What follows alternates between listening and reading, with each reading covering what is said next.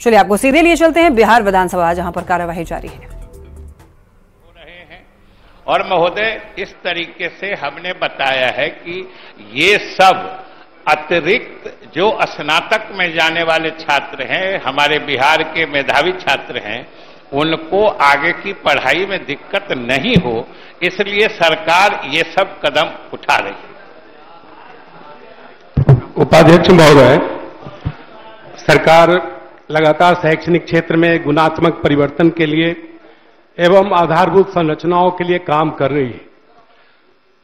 मैं इनका इस अभियान का स्वागत भी करता हूं, लेकिन मैं माननीय मंत्री जी से जानना चाहता हूं कि जो जातीय गणना का सर्वेक्षण का जो प्रतिवेदन है, उसमें मात्र 13 करोड़ की आबादी में 80 लाख ही स्नातक हैं, जबकि 11 लाख प्रतिवर्ष जो हमारे पास डेटा है, उसे सरकार ज्यादा बेहतर बताएगी कि इंटर में मात्र 11 लाख छात्र छात्राएं इंटर की परीक्षा में उत्तीर्ण होते हैं और इसका प्रतिशत मात्र 32 है। तो मैं सरकार से जानना चाहता हूं कि पूरे बिहार राज्य में 101 अनुमंडल हैं और अभी सरकार ने तुरंत अपनी बात को कही है कि मात्र 9 अनुमंडल में ही डिग्री कॉलेज की स्थापना हो पाई है। हो सकता है कि जो शहरी सदर अनुमंडल होंगे वहां पूर्व से महाविद्यालय हैं, इसको मैं भी स्वीकार करता हूं, लेकिन शेष जो जिला मुख्यालय या जिला मुख्यालय से बाहर जितने भी अनुमंडल हैं, उसमें सरकार कब तक डिग्री कॉलेज की स्थापना करने का विचार रखती है। और साथ ही मैं एक और माननीय शिक्षा मंत्री जी से आपके माध्यम से जानना चाहता हूं कि जिस प्रकार से डिग्री कॉलेज की कमियां हैं, तो सरकार वित्त रहित जो जितने हमारे नियोजित शिक्षक आर पार के मूड में हैं। नियोजित शिक्षक विधानसभा का घेराव करने वाले हैं। आपको बताते चलें कि शिक्षक लाखों की संख्या में पहुंचने का दावा कर रहे हैं और प्रशासन प्रदर्शन को लेकर के अलर्ट है। मांगों के समर्थन में विधानसभा का घेराव होगा तो लाखों की संख्या में शिक्षकों के पहुंचने का दावा है। आर पार के मूड में नियोजित शिक्षक दिख रहे हैं और इधर के पाठक भी काफी ज्यादा अब आक्रोशित मूड में है। हालांकि पहले 3 अटेम्प्ट दिया गया था नियोजित शिक्षकों को सक्षमता परीक्षा पास करने के लिए, लेकिन अब इसे बढ़ा करके इसकी संख्या 5 कर दी गई, यानी कि 5 अटेम्प्ट नियोजित शिक्षक दे सकते हैं।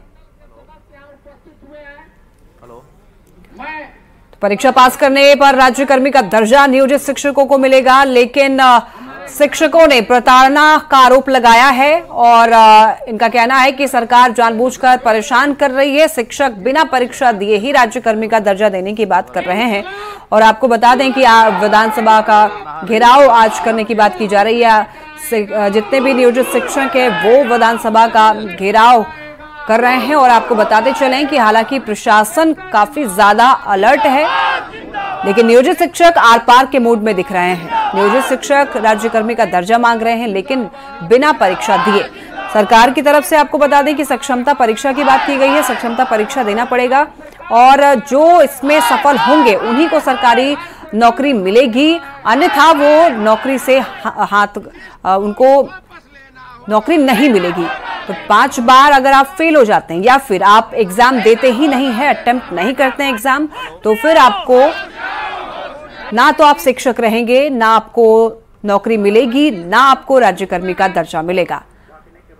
तो बिना एग्जाम दिए ही, बिना सक्षमता परीक्षा पास किए ही नियोजित शिक्षक चाह रहे हैं कि इनको राज्यकर्मी का दर्जा मिल जाए। पहले 3 अटेम्प्ट दे सकते थे, लेकिन जब विरोध प्रदर्शन किया गया नियोजित शिक्षकों की तरफ से, तो अटेम्प्ट की जो संख्या है उसे बढ़ा दी गई, यानी कि 5 बार अब परीक्षा में बैठ सकते हैं। और उसके बाद अगर आप 5 बार में भी पास नहीं होते हैं, तो फिर जो कमेटी है वो आगे डिसाइड करेगी आगे का क्या निर्णय लेना है उनको।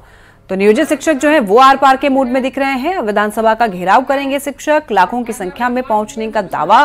प्रशासन प्रदर्शन को लेकर के काफी ज्यादा अलर्ट है और मांगों के समर्थन में विधानसभा का घेराव करने की भी बात कर रहे हैं। हालांकि आपको बताते चले कि प्रशासन अलर्ट है काफी ज्यादा इस प्रदर्शन को लेकर के। और साथ ही साथ के पाठक ने एक बड़ी कार्रवाई करते हुए उन्होंने ऐलान कर दिया है, निर्देशित कर दिया है अधिकारियों को जो भी उग्र प्रदर्शन करते हुए नियोजित शिक्षक नजर आए उन पर कार्रवाई की जाए।